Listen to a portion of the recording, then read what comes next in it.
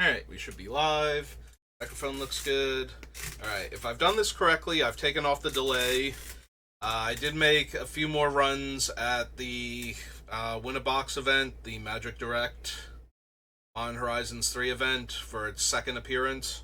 I did way better than I did on all of my last attempts, but it would be hard to do worse in some of those cases, so I'll be posting the videos. I'm going to try and do one tonight and one tomorrow while the event is still live. I did only do 2 attempts this time.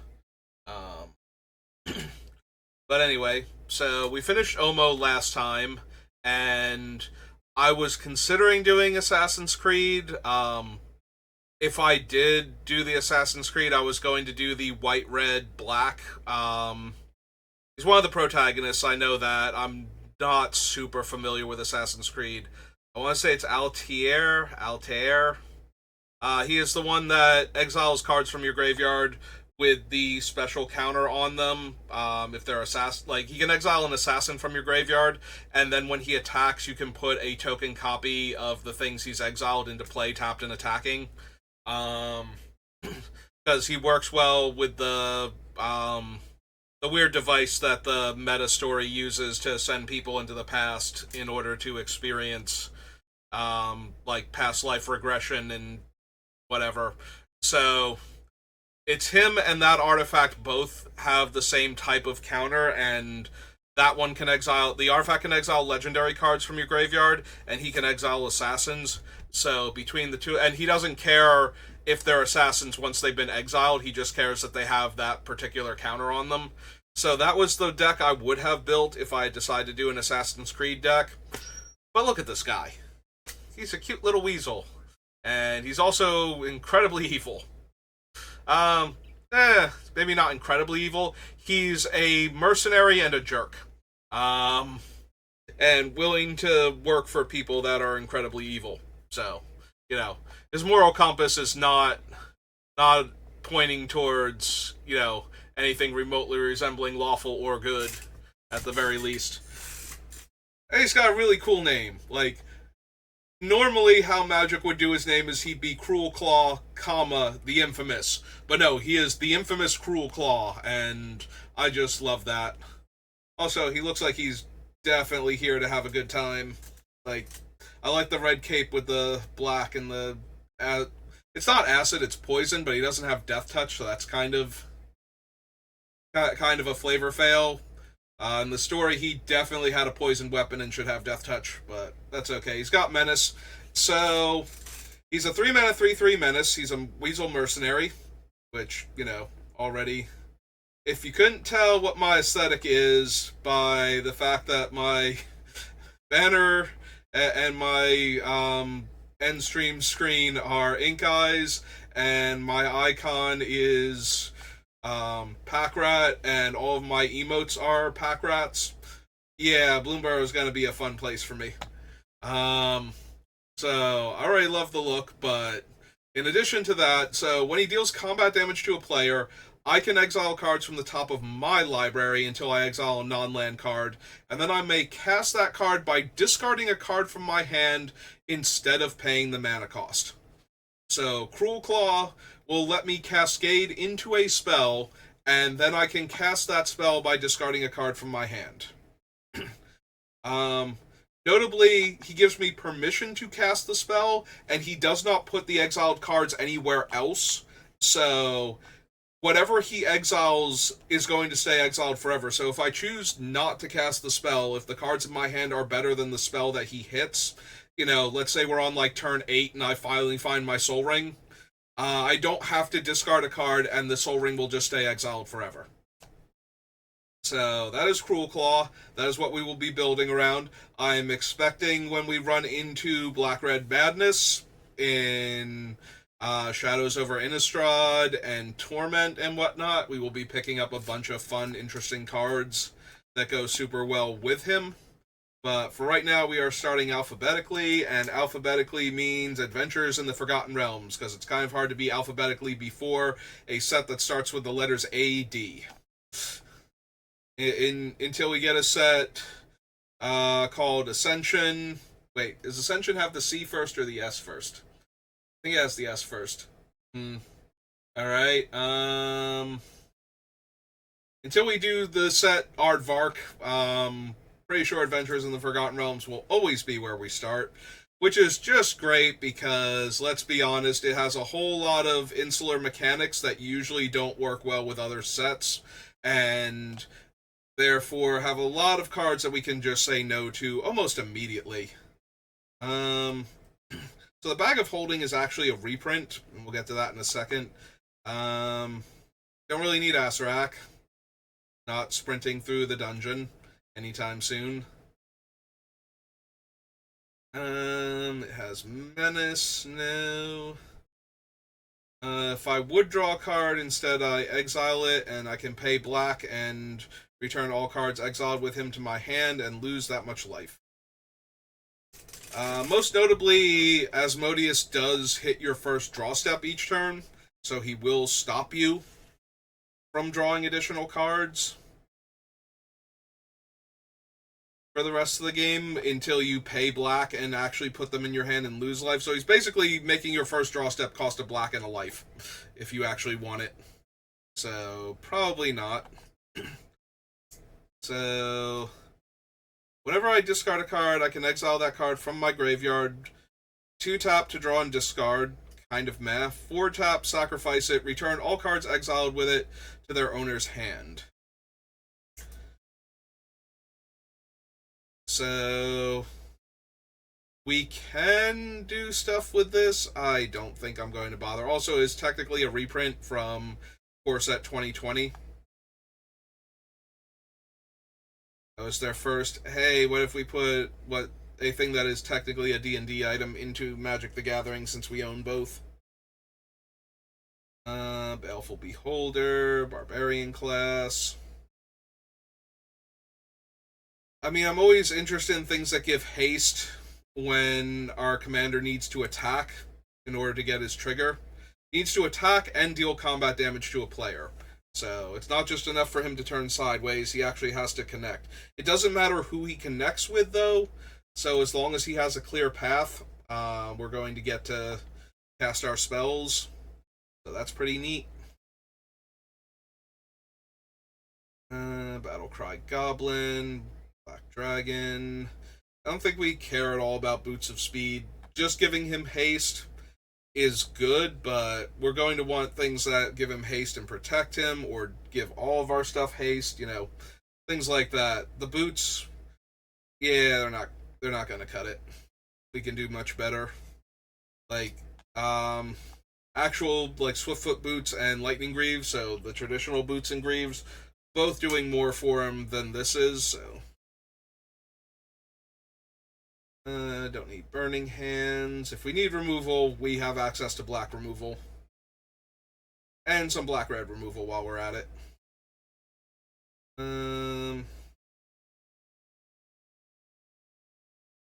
Yeah, Chaos Channeler, not really what we need.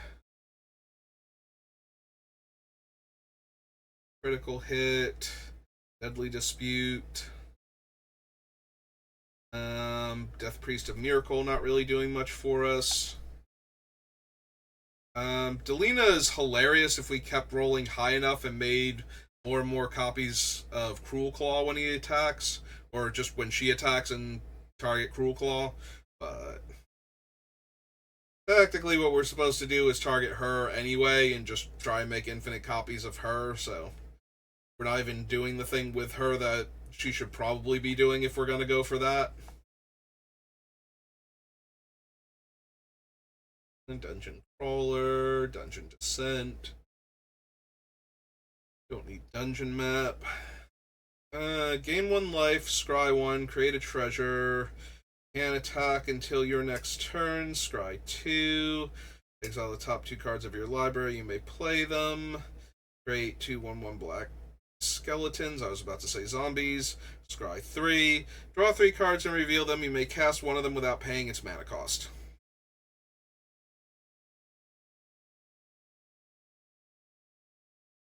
Yeah, I don't think so. Like, I don't need to start going into dungeons, really, with this deck.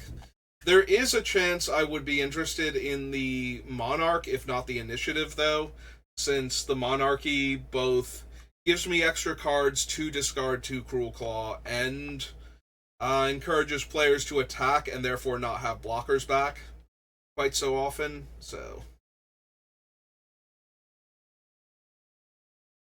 we might actually be down for the Monarchy this time around. But yeah, this is.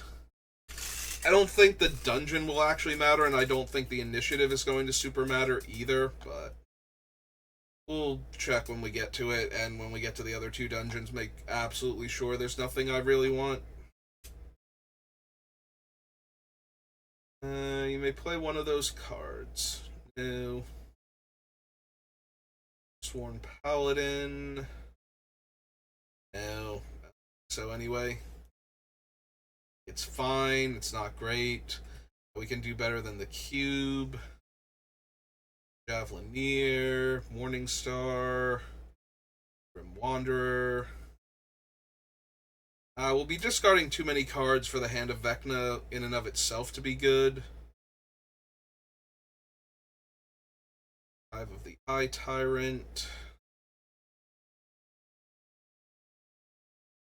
Think so. Deals combat damage to a player, make a treasure. Its lack of its own evasion ability kind of already makes it not great, and then drawing it later in the game is just a death sentence, feels like.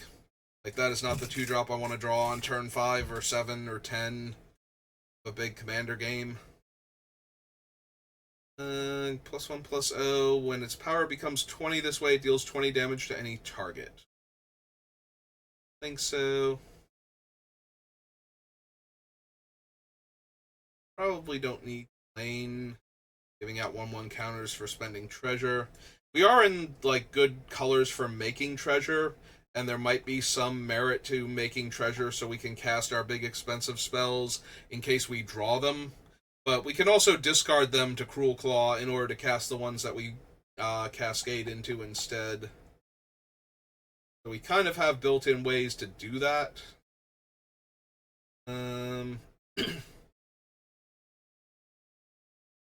Loyalty counter on her. Draw a card and lose a life. Make 2 spiders with menace and reach. Whenever an opponent is dealt combat damage by one or more creatures you control, if that player lost less than 8 life, they lose life equal to the difference so that they always take 8 as long as they get hit. They always take at least 8 as long as they get hit.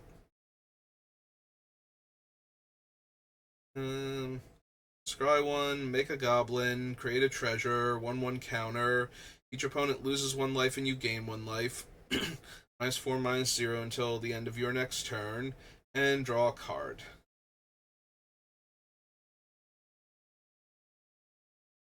A Spider Queen, probably not. Still not. Like, I'm mulling over her while I'm looking at the Mines of Phandelver. Make sure I don't want it.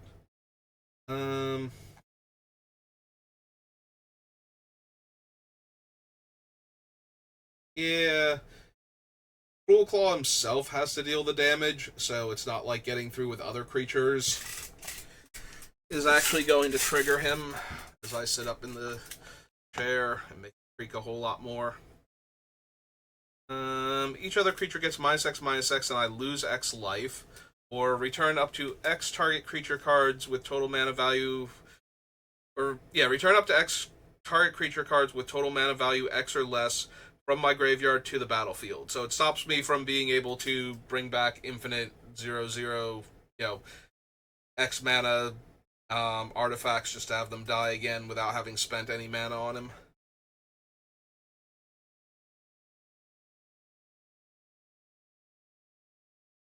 And they gain haste until end of turn. Yeah, I don't think we need Orcus for anything. Barbarian, no. Power word kill. Literally can't kill, like, 3 of the biggest creature types in Commander. So, especially that last one. Also, it can't kill devils while we're at it, but that one really That is the most flavorful one on the list. The rest of them are things that come up a lot in Commander, or has been my experience that they do, especially that last one. Dragons are the most common, I feel like, out of those three. Then angels, then demons. That just could be the people I play with and against.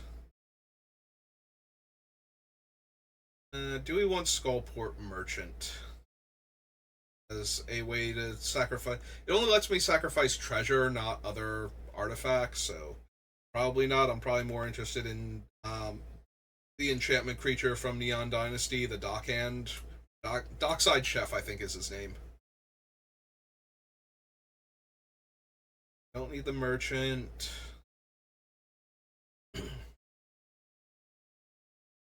Wild Darkness, no. Deck of Many Things.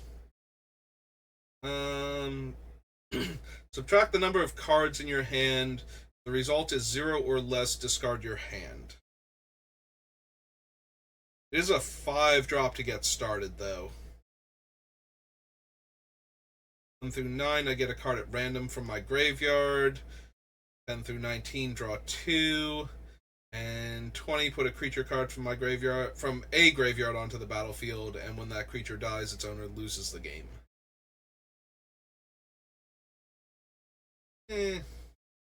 Alright, Tomb of Annihilation. Each player loses a life. Each player loses 2 life unless they discard a card. Each player loses 2 life unless they sacrifice a creature. Discard a card, sack a creature, an artifact, and a land. And either way, we get to the 4/4 R with Death Touch.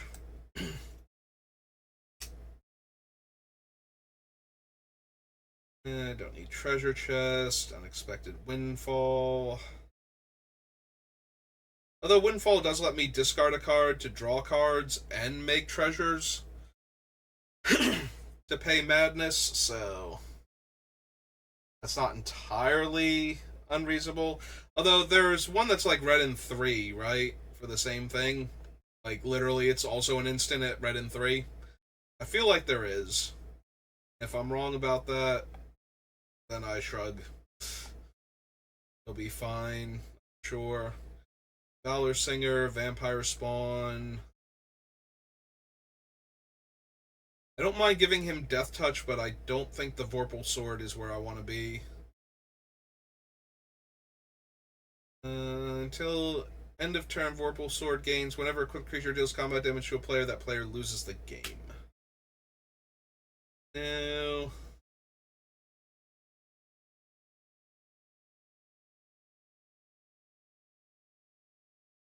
Don't really need Warlock class. Like, it would be fine in the deck, but I think we can do better. Don't need the white or the Westgate Vampire. Up to 2 target creatures can't block this turn. Target creature gets +3/+1. Nope. Destroy an artifact or exile the top 3 cards of target opponent's library. I can choose one of them that I can play. +2/+0 or make 2 goblins. It's combat damage to a player, venture into the dungeon. It's dealt damage, venture into the dungeon. So +1 creatures I control get +1 power and haste. 0, make a devil that when it dies it deals 1 damage. And -6, I get an emblem with at the end of the first combat phase of my turn. Untap target creature I control. After this phase, there's an additional combat phase. As much as I would like to win more with multiple combat steps from Cruelclaw, I don't think we need Zariel to do it. I think if we're going to do that, we can be doing better with other similar effects. Alright, and we already have to go to Scryfall because of how Gatherer handles certain sets and Adventures in the Forgotten Realms. So Forgotten Realms Commander. Forgotten Realms Commander is one of those sets that it just can't handle properly. That ain't right. Oh. I made the colors black-red, not the Not my commander, black-red. Okay, there we go. That should fix it. And then we go set number. At the beginning of your end step, exile the top card of your library until the end of your next turn. You may play that card whenever you play a card from exile. So Cruelclaw works with this, right? We're exiling cards and then we cast one of them.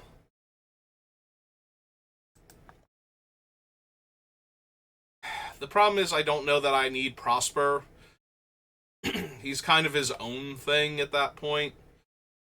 It is nice that he's rewarding me with treasure, though, and he's giving me an extra card to work with. But I am planning on running some expensive spells, so that way Cruelclaw has cool things to hit. And Prosper exiling them just means that they'll stay exiled forever, and I'll miss out on them, so...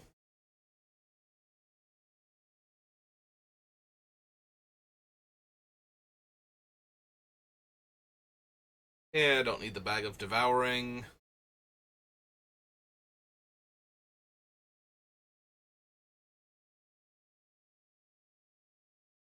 Death Tyrant is okay, because I am going to be doing a lot of attacking. But the 2/2 zombie tokens aren't doing much for me right now. And I don't think they're going to be doing much for me. All by themselves, so... Although the bright side is the 2/2 zombies attacking will die into more 2/2 zombies later, so that's kind of neat. One or more creatures you control deal combat damage to a player, create 2 treasures. Sacrifice X treasures, target creature gets -X/-X. I don't think I need a 4-mana 3/2. I do like making 2 treasures if Cruelclaw gets through. Like, that's neat, but... until end of turn, permanents your opponent's control gain. When this permanent deals damage to the player who cast Hellish Rebuke, sacrifice this permanent and you lose 2 life. Whenever a creature is put into an opponent's graveyard from anywhere, you may pay life equal to its mana value. If you do, put it onto the battlefield under your control. It's a warlock in addition to its other types. If a warlock you control would die, exile it instead. Yeah, I don't think I need that. The Wand of Orcus. It and all zombies you control gain Death Touch until end of turn. Whenever it deals combat damage to a player, create that many 2/2 black zombie tokens. So, 3 to cast, 3 to equip. I attack, it gains Death Touch. If it connects, I get 3 2/2s. Yeah, I don't think that's one of the ones I'm looking for.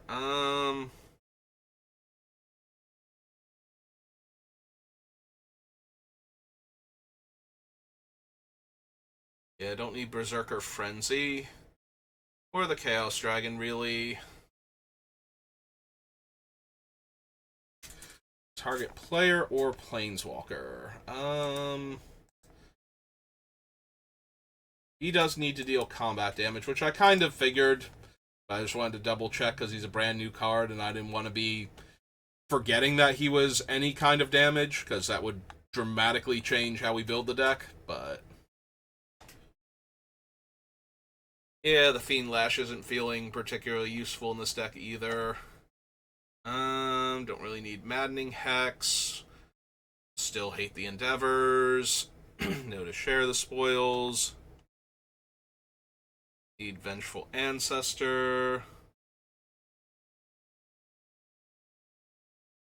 Well, Wild Magic Sorcerer is very tempting. Alright, I will consider that one. So we drop down here to the Commander section. Main Chase.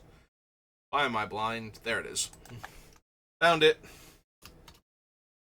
Wild Magic. Oh, it's a hyphen. Wild Magic Sorcerer.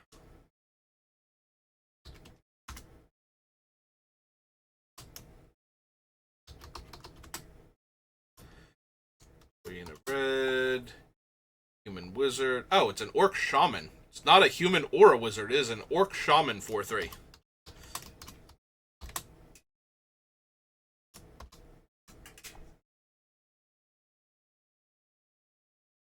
Each opponent exiles cards from the top of their library until they exile a non-land card. You may cast any number of spells from among those cards without paying their mana cost. I'm already doing that with my own things. Until the end of your next turn, you may cast that card, and you may spend mana so or mana of any color to cast the spell. Whenever you attack a player, tap target creature that player controls and goad it. That's a little bit tempting as a way to force through damage if they don't have smaller creatures that can get in the way, but yeah, I don't think... I think we can do better than Karazillik? Hang on. Karazakar. Karazakar. Yeah, it's not an L.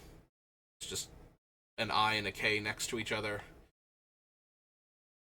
The Eye Tyrant. Yeah, I think we can do better than that. Don't need Clay Golem. Nope, and no. Okay. So, after Adventures in the Forgotten Realms comes Aether Revolt. Add that in.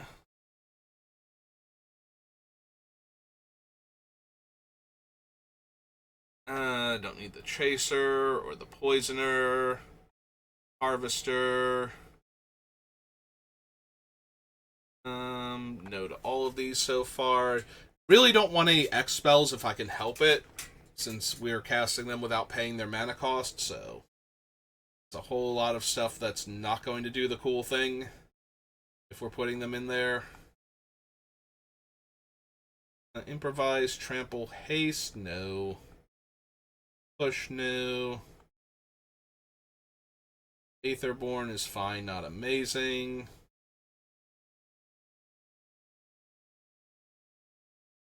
Siphoner. No, I suppose we don't need the Aether Heart for anything. We're not really putting a ton of artifacts into play that I know of.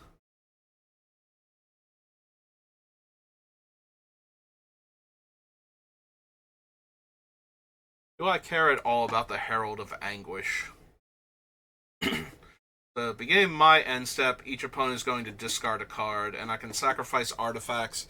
We're not going to have the artifacts, I don't feel like, so this is mostly a 7-mana 5/5 that I might be able to tap a random artifact or two to help cast that I wouldn't otherwise be able to. But for the most part, and then it's just going to be a thing that's eating everybody's hand every turn. Hungry Flames, Implement of Combustion, Dominable Creativity, no. Plaid, Kari Zev, Expertise, Bestiary, Paradox Engine. Don't need Release the Gremlins.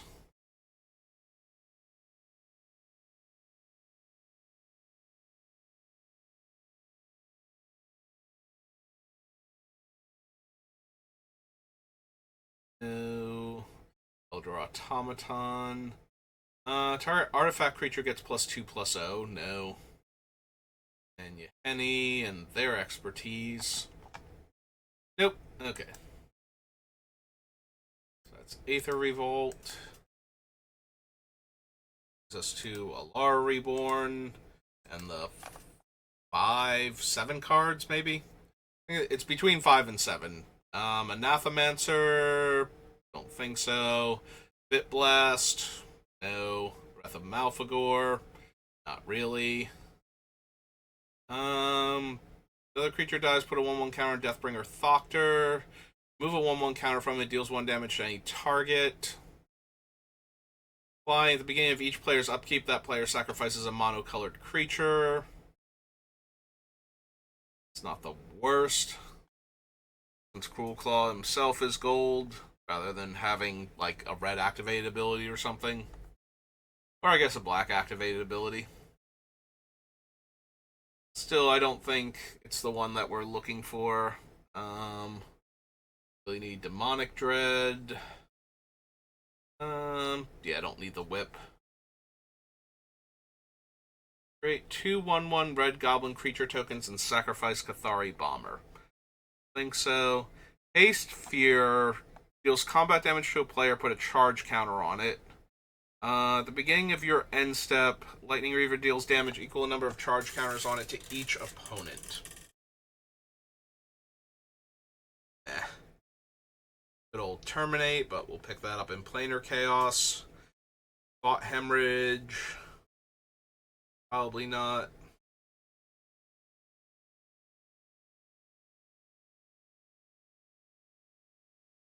I mean, I'm not against Vein Mist Border Post, but I don't think so.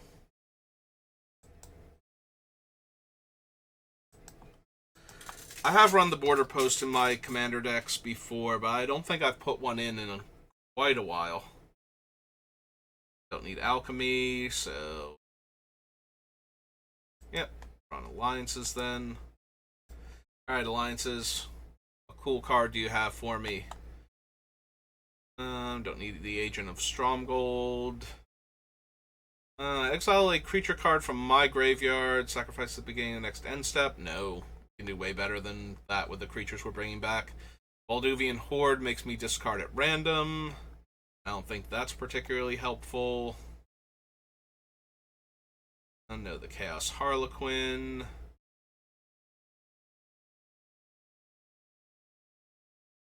Death Spark. Agent. Diseased Vermin.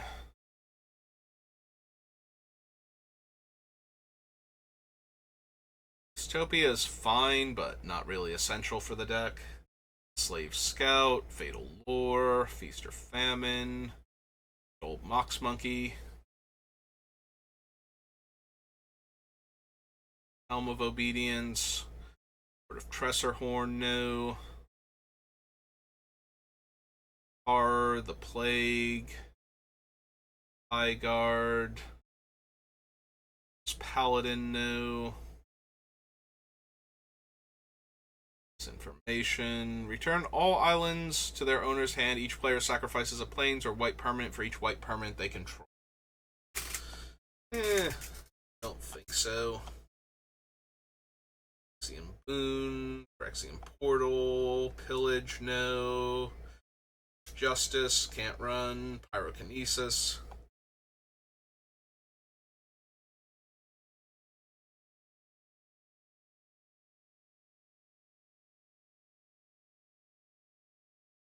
Sky Captain and this weird cumulative upkeep. Gold Sphere, Soul Debbie Digger, Soldier of Fortune. No. War Riders, no. Veteran's Voice, nope. Okay. Nothing from Alliances.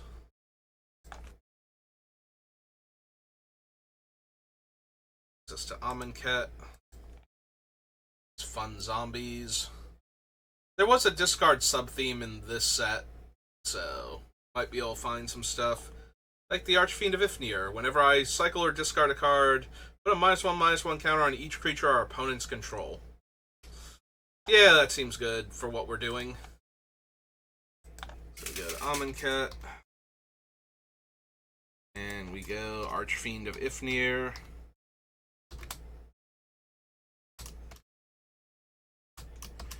It's 3 black, I believe. Yep, 540.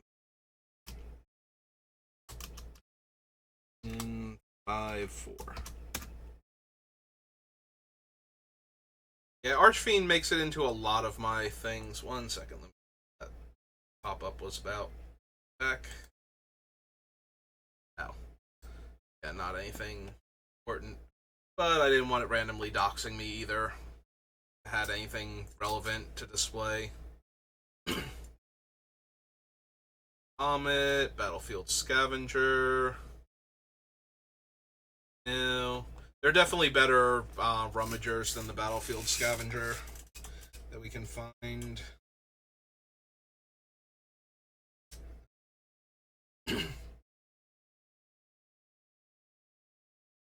Brawler isn't really what we're looking for either. Don't need Bantu. No. +3/+1 and gains trample. Destroy X artifacts. Canyon Slough I'm always down for. So, land. Canyon Slough. Okay. Cartouches, no. Combat Celebrant. Assuming Fervor. Full Reality. A fun one to latch onto somebody with who doesn't have a ton of creatures in their deck and is just trying to throw big haymakers. Since the sacrifice is not optional, it's just if they can't, they lose 5 life. So that's kind of neat, but ultimately not anything I'm looking for. We can do... There are better things for us to randomly hit than this thing on one of our opponents, so... Dispossess... of Authority... Electrify...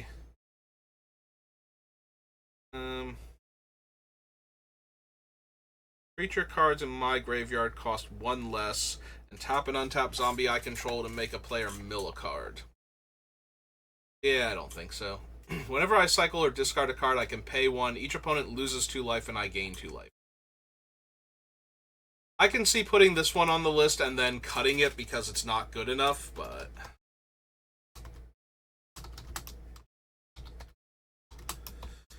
It does meet the basic requirements for the deck, and it's early enough in the card selection process. That is always the thing, it's early enough in the card selection process, so it winds up on the list, and then later on, when we actually see what the deck looks like, we can just go, yeah, no, that was a terrible idea. I don't know why I put that on the list. I don't think we need Glorybringer.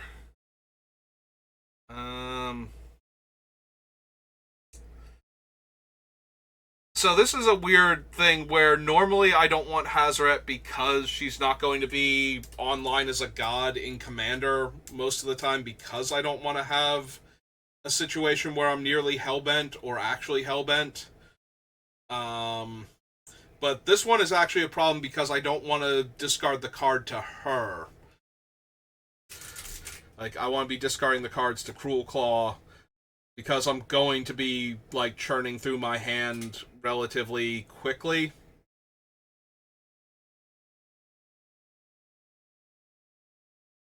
Once he gets going, so I kind of don't want to get into a position where I'm losing cards for her effect, and I don't think just having a 5/4 haste indestructible for 4 mana is where I'm looking to be right now. So, don't think we need insult or injury.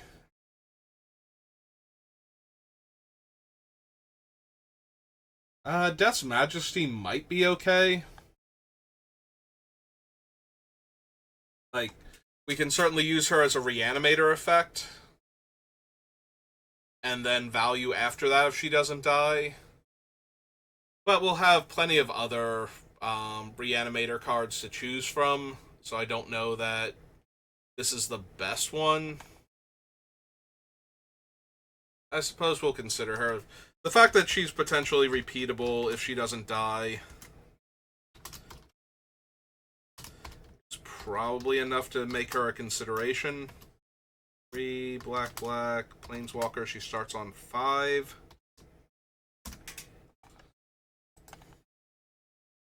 Don't need her mastery. Limits of Solidarity, no. Lord of the Accursed, no. Javelineer requires me to discard the card. I want the ones that pay me off for discarding, not the ones that enable the discarding in the first place.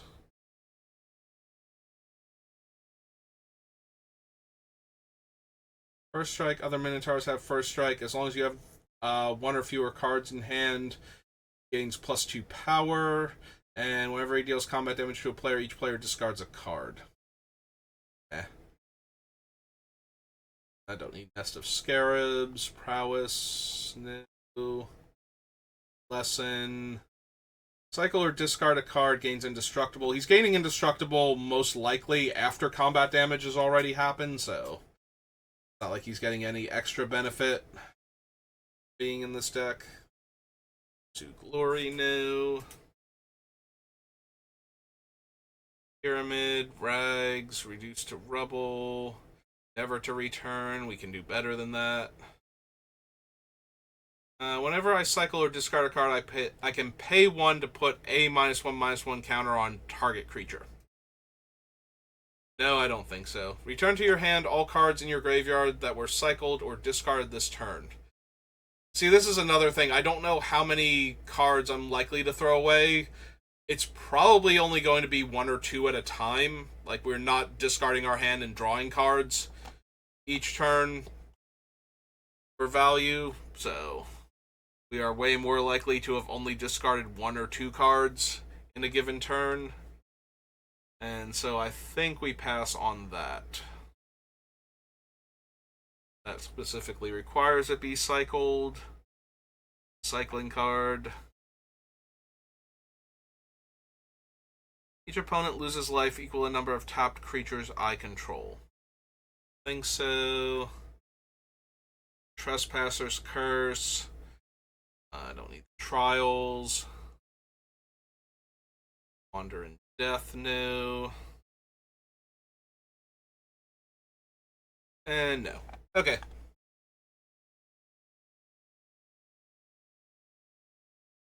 Back out of Amonkhet. We did get a couple of good cards.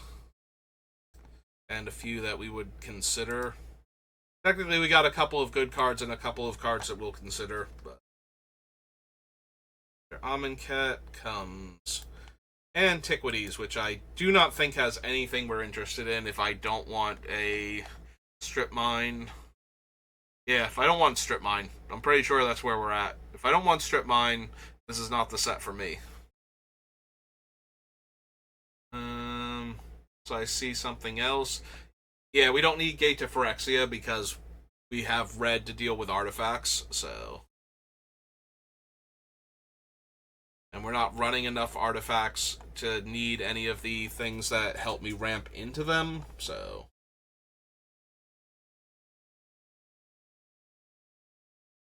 So yeah, if I decide I want Strip Mine in the deck, or I have room for it, then we know where to go. And Apocalypse is mostly enemy-colored stuff, so I don't think there's anything for our deck. Bloodfire Colossus is fine to, hit off of our commander, but we can do better. We can do so much better. Yeah, Dead Ringers is way too complicated because of the non-black portion of it. Like, okay, that's not the complicated part, but the fact that it can't kill mono black creatures or creatures that have black in their casting cost, in addition to having the 2 creatures have to be the exact same colors as each other, is asking way, way too much. I don't need the Landslide for anything. Troll. Presence, no.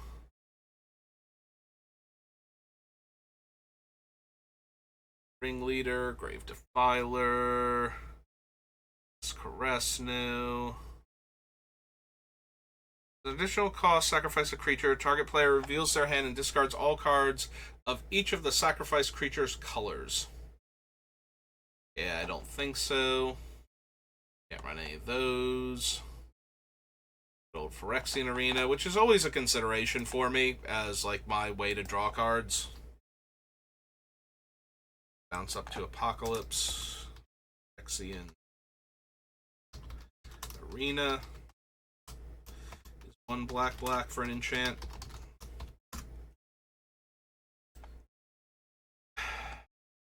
Do I have like the wall of copy text for setting this up? Okay, we'll get rid of that. Not that it's really that big a deal or anything. If you were wondering what that was, that is the wall of text that I copy from the previous deck to the next deck, so I have all of my little notations that I can use to set up, like, what I'm streaming real quick, or when I need to post the video to YouTube, I have what will be the descriptor thing, so that way, you know, if you're looking for Magic the Gathering, or if you're looking for Commander, or if you want to see a Cruelclaw build specifically, you know, those are all the little tags that I have already set aside. Make it easier on myself and you to find them. So, that's how you found this. I did a good job. Yay me.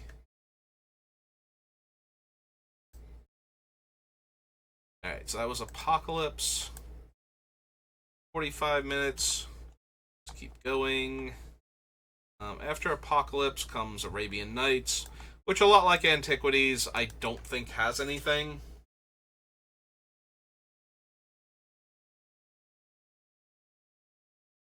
The weird thing about all of these sets is that there will be cards that are just absolutely crazy in your deck, and then there will be cards that you would never, ever consider.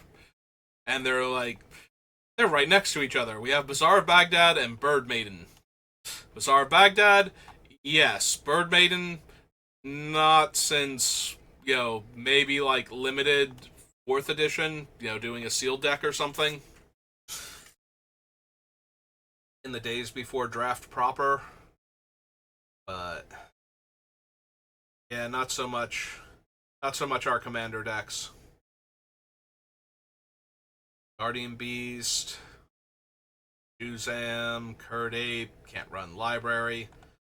If we could run Library, I think that would be my most run card in all of Commander. Because I do have one, and I'm pretty sure I would jam that in literally every deck now until the end of time. That's not entirely true. There are decks where the deck burns through its cards. Like, this one would probably have trouble with maintaining the 7 cards in hand requirement to draw extra cards, but Alchemy, Arena Base. Oh, sure, is what will probably be our last set since I have to read everything. Normally we would be on Avacyn right now, but instead we are on Assassin's Creed.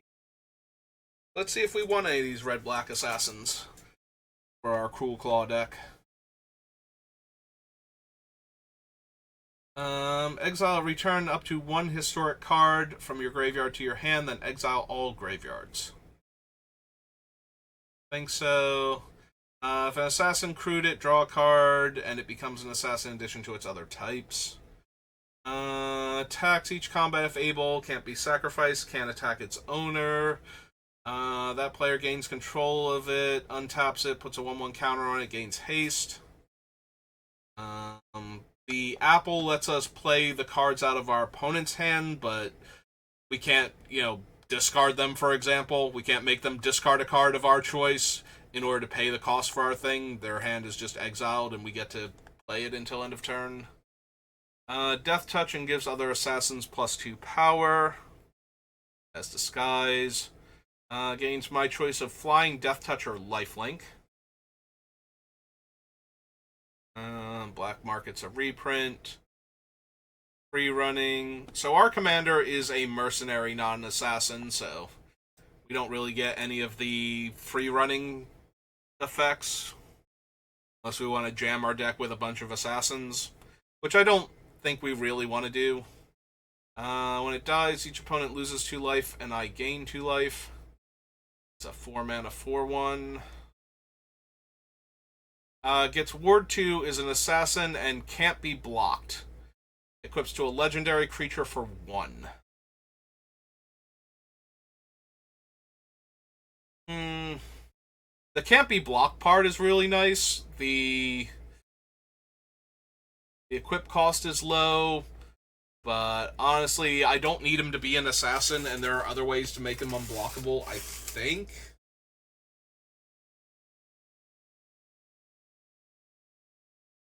Arctic Reunion. Chain Assassination. Destroy target creature. If another creature died this turn, draw a card. Conspiracy. Cover of Darkness is a reprint. Desmond gets +1/+0 for each other assassin you control and each other assassin in your graveyard. Does combat damage to a player, surveil X, where X is the damage dealt. X lets to cast, where X is the total mana value of historic permanents you control. Equipped creature gets +10/+0 in vigilance and equips to a legendary creature only for 2 mana.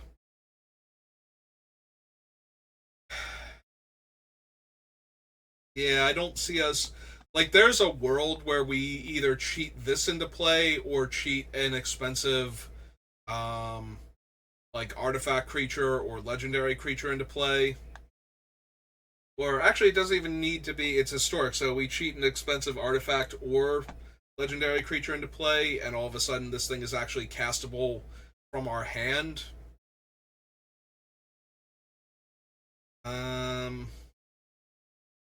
Which I don't mind giving Cruelclaw Excalibur. I don't think he's worthy of it, but then again, I don't know how Excalibur works in the Assassin's Creed universe. So maybe he is. Maybe that's not as big a deal as I'm making it out to be for him to have Excalibur.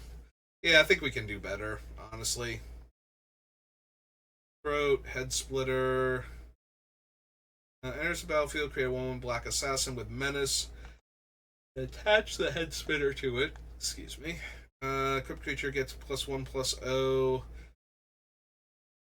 Oh, so it's just the fact that it makes a token and with menace, and that token is a 2/0, or I'm sorry, it's a 2/1 menace creature after that. Hemlock Vial. Enters the battlefield, you draw a card and you lose 1 life. Sacrifice it. Each equipped creature and equipment you control gain... Wait. Each equipped creature and equipment you control gains Death Touch until end of turn. Okay. Now that actually works, because sometimes the equipment is the source of the damage. Sometimes it's the creature, so yeah, I can see that. Enters the battlefield, attach a target creature you control. If that creature is an assassin, it gains Death Touch, +1/+0, and first strike. Hidden Footblade enters the battlefield, attach a target creature you control, gains first strike. Equipped creature gets +1/+0 and haste. The Hired Blade. Jacob partners with Evie or Evie. I think it's Evie. But yeah, I'm pretty sure she's blue, or she's the blue-black one or the other. I think she's blue, and then there is a blue-black one that has the same last name as these two. One or more assassins you control deal combat damage to a player. 1 targeted assassin card or card with free running from your graveyard. If you do copy it, you may cast the copy. Nope. You may pay red and 1 when you do. Target creature can't block this turn. Free running. When Merciless Harlequin enters the battlefield, you draw a card and you lose a life. As a 3-mana 2/1. Deals 3 damage to target creature if you control an equipment. Also deals 2 damage to that creature's controller. Attach a target legendary creature you control, or equips for 4. When it attacks, tap target creature defending player controls and put a stun counter on it. Then Mjolnir deals damage to each opponent equal to the number of tapped creatures that opponent controls.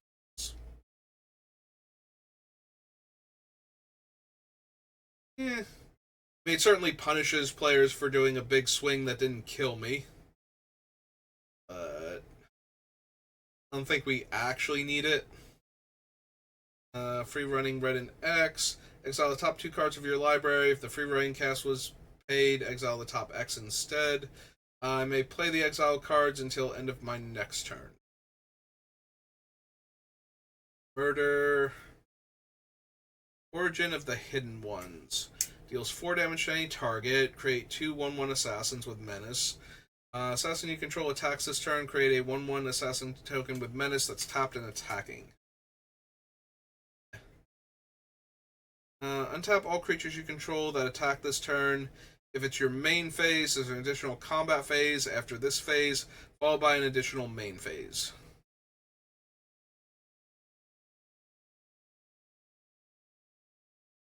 I mean, there's plenty of similarly worded cards that we can just run instead of this, so. That don't cost 5 mana, and we're not going to get the free running very often. Petty Larceny. Look at the top 2 cards of target player's library and exile those cards face down. I may play those cards as long as they remain exiled, and mana any type can be spent to, can be spent to cast them. Create a treasure token.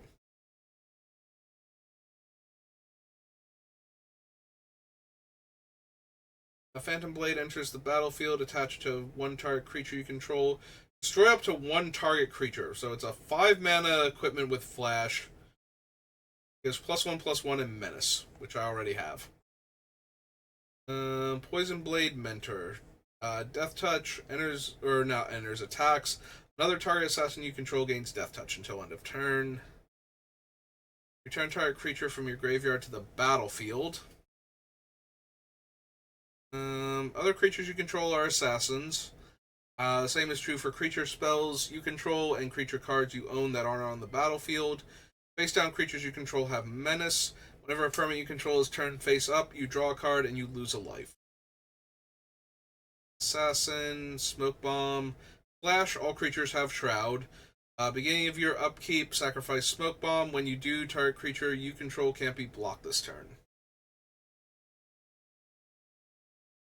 Probably not. Not at 3 mana. Protect my creatures from target removal. As long as it's your turn, has First Strike, and has Fire Breathing for 2 colorless, or 2 generic. Staff of Eden Volt's Key. Enters the battlefield, put target legendary permanent card not named the staff from a graveyard onto the battlefield under your control. Tap, draw a card for each permanent you control but don't own. Yeah, it's not really what I'm trying to do, so.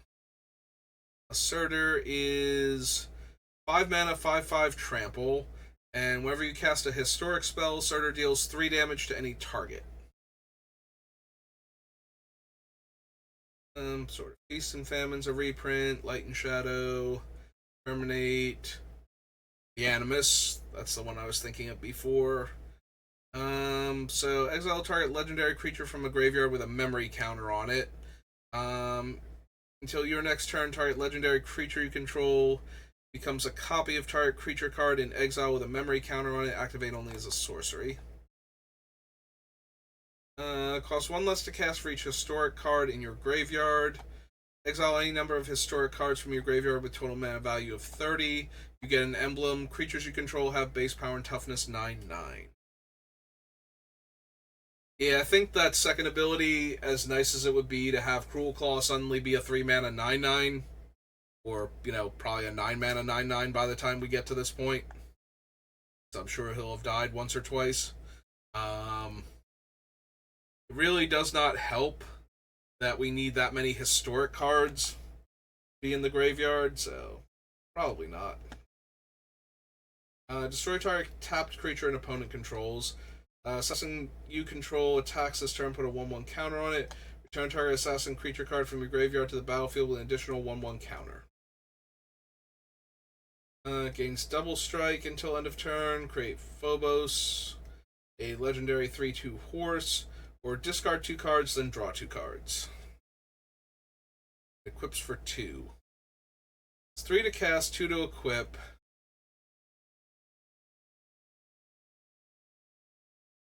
Yeah, I don't think we need it. Log Grove and Yggdrasil. Enters the battlefield, exile all creature cards from my graveyard. Yeah, I'm pretty sure I want to take advantage of discarding cards to reanimate stuff, so. The fact that it can put the creatures it's exiled into play isn't super relevant. Alright, so we're right up against the hour mark. And also, I don't have to make dinner just yet. So I'm not going out to play Friday Night Magic because the place I play at still doesn't have product from either Modern Horizons or even Thunder Junction. And I did look into the one place that I saw that we drove past it coming home from the movie theater like a month or two ago, whenever the last time we went to the movies was, and I saw it, and I actually drove out there yesterday to see if they host events there, and they do not. So like a new card shop. It does sports, but it also does like sports cards, but it also does Magic and Pokemon and Lorcana and One Piece and all that. So I was really hoping because it's a large enough store to host events, but yeah, they don't. So